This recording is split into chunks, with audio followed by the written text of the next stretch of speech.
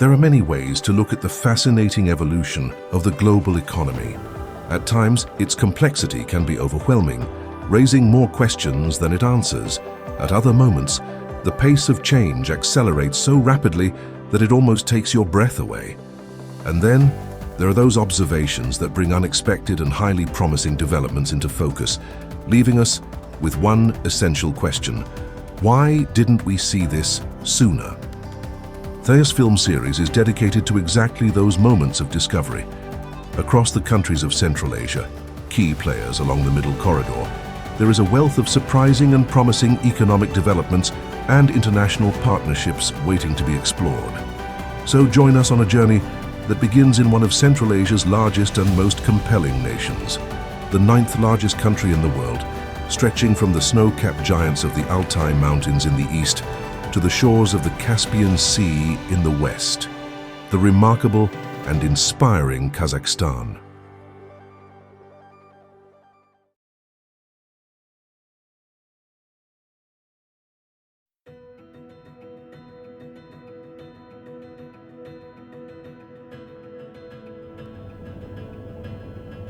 If the steady rhythm of railway wheels on steel is the heartbeat of logistics, then it is nowhere more constant, more powerful than along the 4,800-kilometer route stretching from Altinkoy in eastern Kazakhstan to the port of Aktau on the shores of the Caspian Sea. And beyond the fact that this vast country, with its dynamic growth across multiple industries, is also an innovator in renewable energy, geothermal solutions, and sustainable agriculture, its role as a connector between continents remains undeniably vital to the global economy. To gain deeper insight into the development of this critical logistics corridor, we visited the Ministry of Transport in the capital city of Astana. И на сегодняшний день через Казахстан в целом проходит 13 международных коридоров. 13 international corridors pass through Kazakhstan in total. 5 of them are rail, 8 are road, and 1 of them is the Middle Corridor, also known as the Trans-Caspian route. For us, the development of the Middle Corridor is one of the priorities of our transport policy. Since 2022, we have actively been working on increasing the transport potential of the corridor, including developing rail infrastructure, road infrastructure, port capacity, expanding the fleet, rolling stock and terminal infrastructure, if we summarize briefly. By the end of 2024, total volume transported along the Middle Corridor reached 4.5 million tons, with growth of 62%. Today, extensive work is underway along the corridor to improve infrastructure, particularly port development. Last year, we carried out dredging work in the port. This year, similar work is being carried out in the port of Aktau, as well as rail infrastructure development toward the Caspian ports. Another key factor in developing any corridor is synchronized development with neighboring countries. An international corridor cannot belong to just one country. Wherever it passes, all those countries must coordinate. The Middle Corridor passes through Kazakhstan, Azerbaijan, Georgia, and then either via Palti port to Europe or via Turkey and Istanbul or Turkish ports to Europe. We've signed a roadmap with our partners on synchronized development of the Middle Corridor, and soon we plan to sign an intergovernmental agreement on the development of the Trans-Caspian international transport route.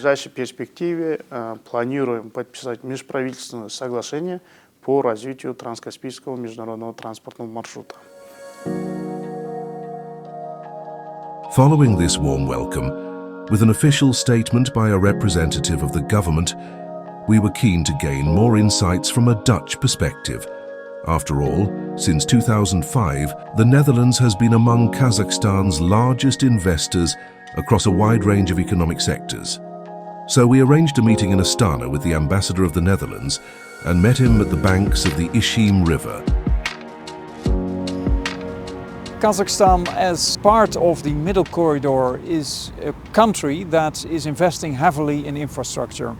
But if you look at the map, it's a vast country So many investments are needed in rail, in air, in roads, but also in ports because of the Caspian Sea. And that is where the Netherlands is, of course, very strong at. We have this capacity, this knowledge on how to invest in logistics, in harbor management, port management. So that is the kind of things where we can certainly assist Kazakhstan and play a role in the Middle Corridor. If you look at the recent developments, China is investing heavily in connecting to Europe, and of course the sea lanes were always the logic connection. But nowadays we also want to get quicker our goods from China, and by sea it takes too long in some cases, and by air it's too expensive. So then the shortest way is by land. And in the north it's a bit difficult at the moment, so therefore also alternative routes are necessary, and those are going through Central Asia, through Kazakhstan. And that is why it's important for Kazakhstan to invest in this kind of connections, where the Netherlands can play a role and where we see this bridge function for Kazakhstan, and therefore for Dutch companies to jump into this. But the expansion of the Trans-Caspian international transport route is not only international attractive for making Kazakhstan an increasingly reliable and geopolitically resilient bridge between Europe and Asia. This is only part of the picture. Kazakhstan is home to many more industries that are attracting growing international interest and the attention of investors and potential partners. And for more than 2 decades, the Netherlands has been one of Kazakhstan's leading European partners in trade and investment. Drawing on deep experience in infrastructure, logistics, energy and agriculture, Dutch companies help shape key sectors of the economy. Especially in agriculture, Dutch innovation plays a vital role, introducing advanced technologies in precision farming, crop management, animal health and food processing, and driving sustainable growth through research and collaboration. To get more first-hand information about the actual developments, we were invited by Arie Veldhuizen, the Dutch Councillor for Agriculture, to take a visit at the most important agro-technical research university of the country. The Saken Sayfulin Kazakh Agro-Technical Research University, named after a celebrated Kazakh poet, has played for more than 70 years an important role of pioneering agricultural technologies. As an agricultural councillor, we have the task to connect for sustainable food production systems development our activities with the region, with Kazakhstan. We work with students, but we also work with private sectors and we work with the government. Kazakhstan is a very strategic point in the connection with Europe. Kazakhstan is also focusing on the development of sustainable food chains, and the Netherlands want to be a partner in this. A nice example is, for instance, the company Food Ventures. Food Ventures has a greenhouse fully equipped in October, where they can produce year-round all kinds of products. Another nice example is the relationship between the Netherlands poultry sector and the Kazakh poultry sector. Kazakhstan wants to increase the production of sustainable poultry, the process industry, but also the farms. The two associations are working together. And also we work with international financial institutes to make things possible.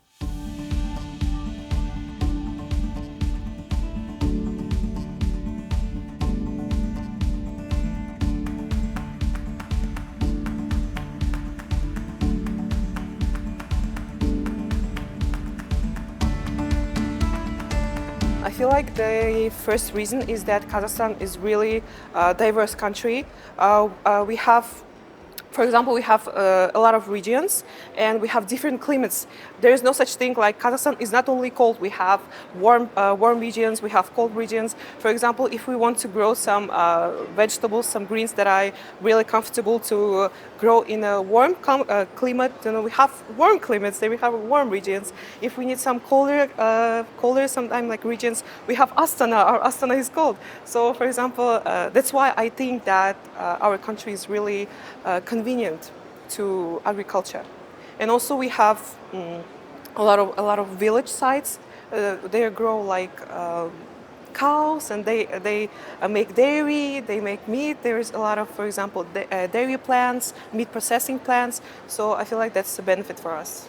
And I believe that we play a key role in shaping the sustainable food production and agriculture, not only in country but also worldwide.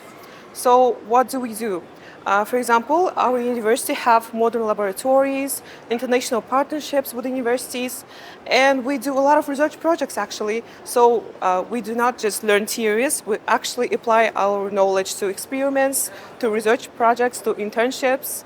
So I feel like we are pretty prepared for the world challenges in the future. So I really hope that I will be playing a key role in developing the agriculture and sustainable food production in Kazakhstan. Yeah. Some people like to say, at universities around the world, you quickly learn that home is not just a place, but a shared curiosity, a conversation, and a community of minds. And this shared curiosity and forward-looking mindset we met at more places during our stay. As if there is an unspoken awareness within this society, a sense that Kazakhstan, in its singular beauty and the grandeur of its landscapes, is a country whose value reaches far beyond its natural resources, moving steadily toward a future full of promise. But to one of the natural resources, you can hardly escape, even in the capital city. Well, you feel the wind, you see the sun, so there's a lot of wind and a lot of sun in Kazakhstan. And that is where the Netherlands certainly is strong at. Hydrogen is indeed a sector that is currently being developed in Kazakhstan, and in particular in the area of the Caspian Sea. And the combination of these renewables with hydrogen has a big potential. Indeed, over the last decade, green energy is getting more important in this land of more than 2,700,000 square kilometers, and the capacity has grown dramatically. With expansive, wind-rich landscapes and high average speeds, the country offers a remarkable onshore wind capacity factor of 37%, ranking it at the forefront of global renewable energy opportunities. The government's plans aim to expand total wind energy capacity up to 8-fold by 2035, reaching an impressive 26 gigawatts, which would be enough to cover the whole energy consumption of Belgium or Portugal, cementing Kazakhstan's role as a major force in the global wind energy landscape. But here too, international partnership plays a key role. Wind turbine manufacturer like Vestas uses the experience of other countries like a global laboratory, and the close collaboration ensures that data from existing wind farms significantly contributes to optimizing turbine performance and improving overall efficiency. Renewable energy field is, I would say, quite developed in Kazakhstan. And on a country basis, as I said, there is a renewable energy support law. And what is important, most important, is that there is specific targets which we see. First targets were 3% of electrical energy production from renewable energy facilities by 2020, as well as the second target was 6% by 2025. And over the time, we see that all these targets have been met. We have over 7% of renewable energy generation in the grid this year. And the next target, which is on the one hand sounds quite challenging, but on the other hand, we see that it's doable. So it's 15% of renewable energy share by 2030, as well as 50% renewable energy share by 2050. It's renewable plus alternative. And all these support mechanisms, as well as interest from domestic developers, as well as international developers, shows us really that these targets are not really challenge, it's more like opportunity. And that's why this field, renewable energy, developing very rapidly, I would say. We understand that in Netherlands, the network itself and capacity is introduced in a very various way. It's both conventional, we understand there is a great penetration of renewable energy to the system as well. And we truly believe that our colleagues from Netherlands could help us to make a research and to develop certain strategy of how renewable energy penetration to the grid could work in a specific synergy with those conventional powers we have in Kazakhstan. Because as I said in the beginning, we have only 3 gigawatt of electrical energy from renewable energies, and still now we are facing some challenges in terms of lack of maneuver capacities.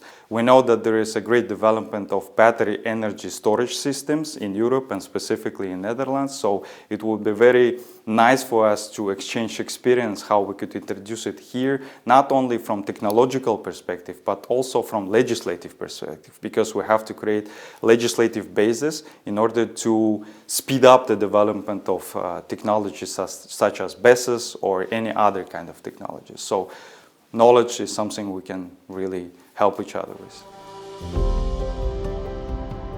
All in all, we encountered many statements and assessments that pointed to a very promising development of the Kazakh economy and international cooperation. At the same time, we were fully aware that we had only seen a small part of this diverse society and its complex economic transformation. And yet no one could escape the feeling that a new, fresh perspective is steadily emerging here, one that still holds many interesting opportunities for Europe. When filming was finished, however, one question remained. Why has this country, with its dynamic development and numerous international partnerships, so rarely been part of the discussion when future perspectives are debated in Europe's core countries? It is a question that invites further exploration, a deeper dive into the fascinating countries of Central Asia, and one that, above all, leaves us with a very positive mood and a strong desire to return. This country has vast opportunities. It's so big, it's 66 times the Netherlands and has a population of only as big as the Netherlands. So you can imagine how much space there is in this country, but also how many resources they have. That is something to be explored.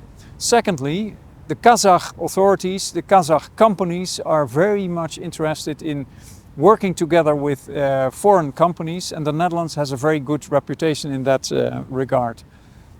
So I think that also in the field of investments, you have big opportunities in this country. And lastly, and perhaps most importantly, this embassy stands ready to help you in finding your way in Kazakhstan. Thank you.